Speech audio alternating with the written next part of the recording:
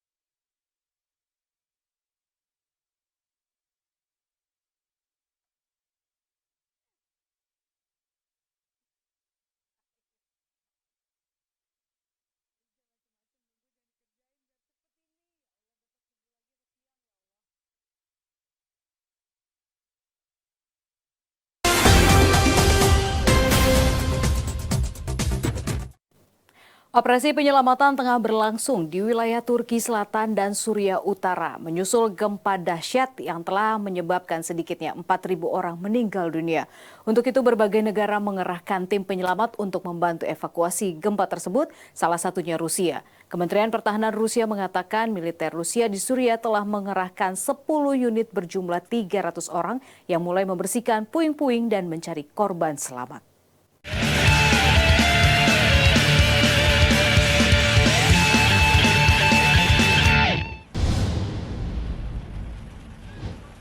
Pemerintah Suriah menyerukan kepada Perserikatan Bangsa-Bangsa PBB dan semua negara anggota untuk membantu upaya penyelamatan, layanan kesehatan, tempat tinggal, dan bantuan makanan setelah gempa besar yang menewaskan ribuan orang di Suriah dan Turki. Daerah yang rusak akibat gempa di Suriah terbagi antara wilayah yang dikuasai pemerintah dan kantong terakhir yang dikuasai oposisi negara itu, serta yang dikepung pasukan pemerintah yang berbatasan dengan Turki.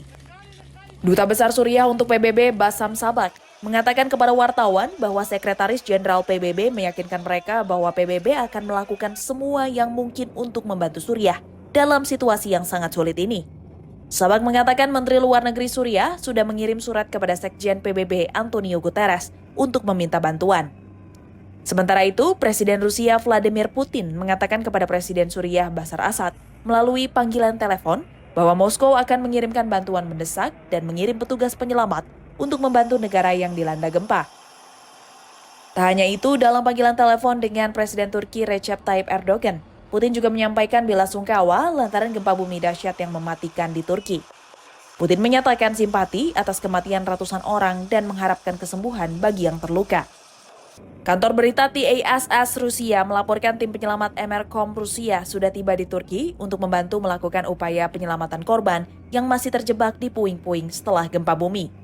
Menurut seorang koresponden TASS, 3 pesawat Kementerian Darurat Rusia mendarat di bandara di Adana, 2 IL-76 dan AN-148 yang membawa lebih dari 100 anggota tim penyelamat dan dokter, serta 9 unit peralatan khusus ke zona bencana.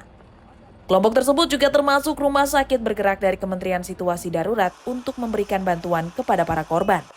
Tim penyelamat Rusia itu dilengkapi dengan alat endoskopi canggih, radar penembus tanah, pencitra termal, perangkat pencari akustik yang memungkinkan untuk mendeteksi korban di reruntuhan pada kedalaman hingga 4,5 meter, serta drone untuk memantau situasi dari udara.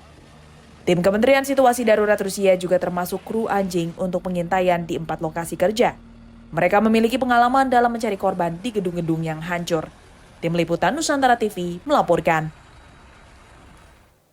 Gempa bumi di Suriah menyebabkan warga di kota Aleppo yang sedang dilanda perang saudara semakin menderita. Pasalnya infrastruktur yang hancur telah menghalangi pencarian korban. Para warga dan sanak saudaranya yang merupakan korban gempa merasa sangat terpukul. Gempa bumi kuat yang melanda Turki dan Suriah pada Senin lalu semakin membuat trauma warga Aleppo yang dilanda perang di Suriah. Pasalnya, belum selesai permasalahan perang saudara di kota mereka. Gempa berkekuatan 7,8 skala Richter itu telah menghancurkan infrastruktur lokal dan menghalangi pencarian korban selamat dari bangunan yang runtuh. Al-Shar yang terletak di kegubernuran Aleppo Timur telah mengalami rusak berat selama perang saudara Suriah. Ditambah adanya bencana gempa bumi ini menyebabkan Al-Shar mengalami kehancuran terparah. Lusinan bangunan runtuh dalam berbagai tingkat akibat gempa. Jenazah korban gempa bahkan berhamburan di jalanan kota dan tidak mungkin untuk memperkirakan jumlah penduduk yang terkubur. معلم تمام الساعة 4:15 بالليل صار زلزال ماكن عنا البواب صارت رج أنا يعني فوت على آثارة نزلنا لتحت رأسا هون عم بقولوا البناية خطرة لأن ما بتزكي. Warga berkumpul di pengungsian untuk mencari tempat yang lebih aman lantaran keadaan di luar masih sangat berbahaya. كل العالم نزحنا جينا لهون خوف على الأولاد خوف علينا هزات بنايات نزلت براكين نزلت والعالم عم تبكي حفاية عم ترقد بالشوارع يعني شيء مو طبيعي. Sementara itu, penyelamat mengatakan bahwa upaya tersebut terhambat oleh cuaca dingin dan kekurangan listrik pada malam hari di daerah tersebut.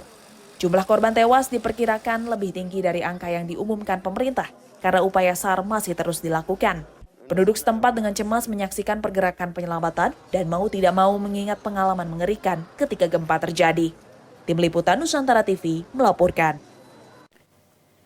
China mengatakan bersedia memberikan bantuan darurat kemanusiaan ke Turki dan juga Suriah yang dilanda gempa. Juru bicara Badan Kerjasama Pembangunan Internasional China menyatakan bela sungkawa dan juga keprihatinannya atas hilangnya nyawa dan harta benda serta sedang berkomunikasi dengan Turki dan Suriah.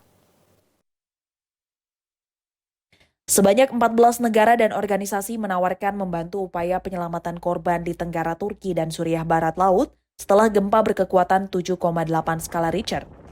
Gempa itu menewaskan ribuan orang dan puluhan ribu lainnya terluka. China mengatakan bersedia memberikan bantuan darurat kemanusiaan untuk Turki dan Suriah yang dilanda gempa. Komunitas Palang Merah China, RCSC, telah memutuskan untuk memberikan masing-masing uang tunai $200.000 Amerika Serikat kepada Turki dan Suriah sebagai bantuan kemanusiaan darurat. Presiden RCSC, Chen Zhu, mengirimkan surat simpatinya kepada Bulan Sabit Merah Turki dan Bulan Sabit Merah Suriah. RCSC akan terus mengikuti pekerjaan bantuan di daerah yang dilanda bencana dan berjanji untuk menawarkan lebih banyak bantuan kemanusiaan jika diperlukan. Pemerintah China mengikuti dengan cermat situasi seputar gempa dahsyat di Turki dan Suriah. Juru bicara Mao Ning membuat pernyataan tersebut pada jumpa pers harian saat menjawab pertanyaan yang relevan. Ia mengatakan China dengan tulus berharap orang-orang dari kedua negara mendapatkan kemenangan awal atas bencana tersebut untuk membangun kembali tanah air mereka. Mao Ning menambahkan bahwa misi diplomatik China di negara-negara terkait akan terus mengikuti dengan cermat situasi gempa bumi dan akan terus memberikan perlindungan dan bantuan kekonsuleran bagi warga negara China. Tim Liputan Nusantara TV melaporkan.